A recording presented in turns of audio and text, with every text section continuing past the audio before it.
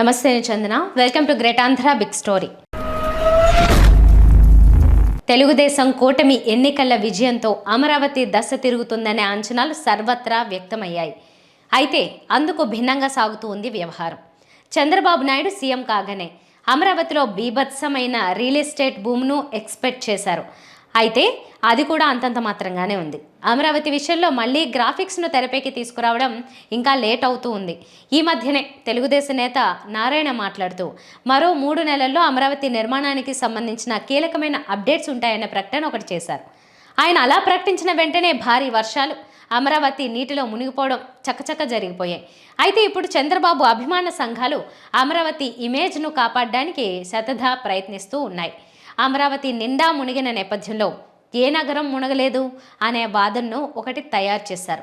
తాము ముంబై చూస్తామని, మరో నగరం చూస్తామని, అన్ని నగరాలు ఏదో ఒక దశలో మునిగాయని, భారీ వర్షాలకు ఏ నగరం మినహాయింపు కాదంటూ తమకు తోచిన వాదనలు వినిపిస్తూ ఉన్నాయి చంద్రబాబు అభిమాన వర్గాలు. అయితే చరిత్రలో భాగంగా అభివృద్ధి చెందుతూ వచ్చిన నగరాలు భారీ వర్షాలతో ఇక్కట్లు పడటానికి అమరావతి ముంపుకు పోలిక పెట్టడమే ఇక్కడ పెద్ద విచిత్రం. ముంబై మాత్రమే కాదు, హైదరాబాద్, బెంగళూరు వంటి నగరాలు కూడా వివిధ సందర్భాల్లో భారీ వర్షాలు, వరదలతో ఇక్కట్ల పాలవుతున్న వార్తలు 2-3 ఏళ్లకొకసారైనా చూస్తూనే ఉన్నాం. అయితే అక్కడ కూడా నగరం ఏమీ మునకలో కొట్టుకుపోవటం లేదు. ప్రత్యేకించి చెరువులను ఆక్రమించి కట్టిన కాలనీలు, లోతట్టు ప్రాంతం అనే గ్రహింపు లేకుండా జరిగిన నిర్మాణాలు, సరైన మురుగునీటి సరఫరా లేని ప్రాంతాలు, ఒక ప్లాన్ అంటూ లేకుండా ఎడాపెడా నిర్మాణాలు జరిగిన ప్రాంతాల్లోనే భారీ వర్షాల సమయంలో ఇబ్బందులు చూస్తూ ఉంటాం.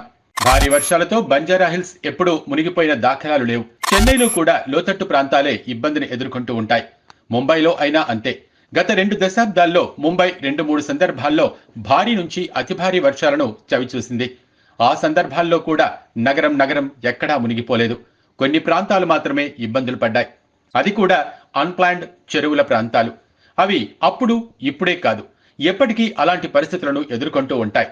మరి నగరంలో అక్రమ నిర్మాణాలు జరిగిన చోట్ల ఇబ్బందులు ఎదుర్కోవటం కాదు, అమరావతిని మాత్రం మొత్తం మునక ప్రాంతంలో కడతారట. పాత నగరాల నుంచి కొత్త నగరాల నిర్మాణాల్లో పాఠాలు నేర్చుకోవాలి. అమరావతి డిజైన్ కోసం లండన్ తిరిగారు, ప్యారిస్ తిరిగారు, టోక్యో వెళ్లారు, క్యోటో వెళ్లారు, ఆఖరికి శ్రీలంక సహకారం అని కూడా ప్రకటించారు. అన్ని నగరాలు తిరిగిన అనుభవాలతోనే కదా అమరావతి డిజైన్లను వదిలారు. మరి అన్ని నగరాల నుంచి పాఠాలు నేర్చుకుంటున్నప్పుడు వరదలు ముంచెత్తే ప్రాంతంలో నిర్మాణాలు చేపట్టడం ఏ మేరకు సమంజసమో అంటే ముంబై మునగలేదా అని వాదించడం ఎంత పేలవమో వేరే చెప్పనక్కర్లేదు. పెద్ద నగరాల్లో వరదల ఇబ్బందులకు మరో ప్రధాన కారణం నేల అంతా కాంక్రీట్ పరచడం.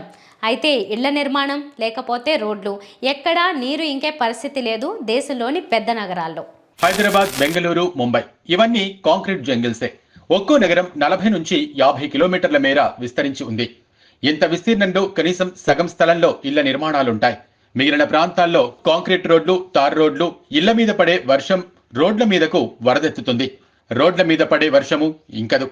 ఇవన్నీ కలిసి సాగే ప్రవాహం లోతట్టు ప్రాంతాల వైపు, చెరువులు ఆక్రమించి కట్టిన ఇళ్ల వైపు సాగుతుంది. మరి 10 కిలోమీటర్ల విస్తీర్ణంలో నీళ్లు ఇంకే పరిస్థితి లేకపోవటం వల్ల కూడా ఆ నగరాలు ఇబ్బందిని పడుతున్నాయి. అమరావతిలో ఇప్పటి వరకు కాంక్రీట్ నిర్మాణాలు ఏమీ లేవు మిగతా నగరాల్లా. కాబట్టి అక్కడ నీళ్లు ఇంకడం లేదనే వాదనకు ఆస్కారమే లేదు. మరి ఇంకా కాంక్రీట్ జంగిల్ కాకముందే నీళ్లు సవ్యంగా ఇంకే అవకాశం ఉన్నప్పుడే నిండా మునగటం అంటే నీరు ఇంకే పరిస్థితి లేనప్పుడు దాని పరిస్థితి ఏంటో ఊహించుకోవటం కష్టం కాదు. అయితే ఎన్ని లాజిక్లు చెప్పినా అమరావతి విషయంలో చంద్రబాబు వెనక్కి తగ్గరు. దాన్ని గుదిబండగా రాష్ట్రానికి తగిలించడంతోనే ఆయన పార్టీ ప్రయోజనాలు ముడిపడి ఉండవచ్చు.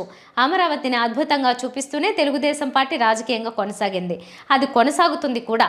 అమరావతిని తెలుగుదేశం పార్టీ మనుగడకు శాశ్వత పెట్టుబడి వనరుగా మొదలుపెట్టారనే వాదన ఆది నుంచి ఉంది. దాన్ని దాటిపోయే అవకాశం అయితే లేదు. ఏదేమైనా నిండా మునిగినా మరేం జరిగినా అమరావతిలోనే ఆంధ్రప్రదేశ్ భవిష్యత్తును చంద్రబాబు పాతేస్తారు తప్ప ఇంకో ముచ్చటే ఉండదనేది నిర్ద్వంద్వం.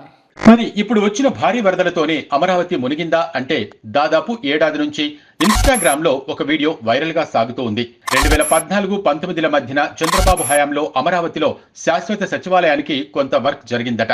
ఆ వర్క్ జరిగిన ప్రాంతంలో మట్టిని తవ్వి కొంత నిర్మాణాలు కూడా జరిగాయట.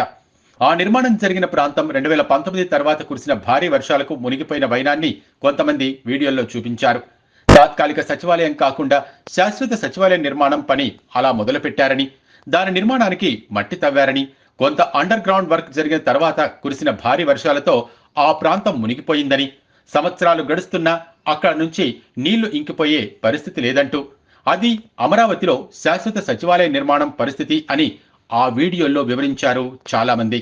మరి గతంలో కురిసిన వర్షమే ఇంకా అక్కడ నీళ్లుగా నిల్వ ఉందంటే, ఇప్పుడు అమరావతి మునిగిన తీరు చూస్తే మరీ ఈ నీళ్లు ఇంకేదెన్నడు అనేది ప్రశ్నార్థకమని చెప్పక తప్పదు.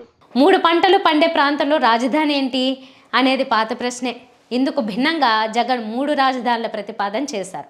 అయితే జగన్ ప్రతిపాదనల్లోనే కాలం గడిపి ఆ సమస్యకు ఎలాంటి పరిష్కారం చూపించలేకపోయారు. దాని ఫలితం ఎన్నికల్లో దక్కింది. రాజధాని అంశంపై ఏటూ తేల్చకపోవడం జగన్ ఓటమికి కారణాల్లో ఒకటిగా చెప్పవచ్చు.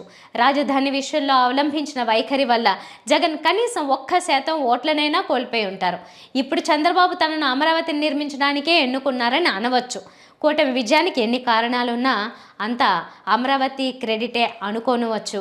అమరావతితో తమకు ముడిపడి ఉన్న ప్రయోజనాల దృష్ట్యా అన్ని అమరావతికే అనే ప్రతిపాదనలతోనే చంద్రబాబు నాయుడు ఈ అధికార కాలంలో వ్యవహరించనూవచ్చు. అయితే ఇప్పుడు అమరావతికి ప్రకృతే సవాల్ విసిరింది. చాలా ప్రమాదకరమైన ప్రాంతంలో భారీ పెట్టుబడులు పెడుతున్నారా? అయితే జాగ్రత్త అన్నట్టుగా ప్రకృతే హెచ్చరిక జారీ చేసింది.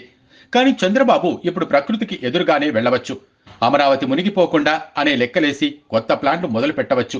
గతంలో కొండవీటి వాగు అనే దాని నుంచి అమరావతికి వరద భయం ఉంటుందనే మాట వినిపించింది. దాన్ని దారి మళ్లిస్తామంటూ కొన్నాళ్లు ప్లాన్లు వేశారు. మరి ఇప్పుడు వరద దృష్ట్యా ఏకంగా కృష్ణానదినే దారి మళ్లించాల్సిన పరిస్థితి వస్తుందేమో, లేదా అమరావతిపై భారీ వర్షాలు పడకుండా మొత్తం నగరానికే ఒక పైకప్పును ఏర్పాటు చేస్తామంటారో ఏమో. వర్షాలు కొంతవరకు కురిశాక ఆ కప్పు అధిక వర్షాలు ఈ దేవతల నగరంపై పడకుండా ఏర్పాట్లు చేస్తారేమో. ఎమిరేట్స్లో ఎడారినే పచ్చగా మార్చే పనులు చేపట్టడం మొదలైందట. అలాంటప్పుడు అమరావతిపై అధిక వర్షం కురవకుండా చంద్రబాబు నాయుడు నగరానికే పైకప్పును ఏర్పాటు చేస్తే సరిపోదా? ఆ మేరకు గ్రాఫిక్స్ తయారు చేయడానికి పట్టే సమయం ఎంత? గ్రాఫిక్స్ డిజైన్కు కన్సల్టెన్సీలు రెడీనే కదా. ఇది ఇవాల్టి బిగ్ స్టోరీ. మరిన్ని టాపిక్స్తో కలుద్దాం. నమస్తే.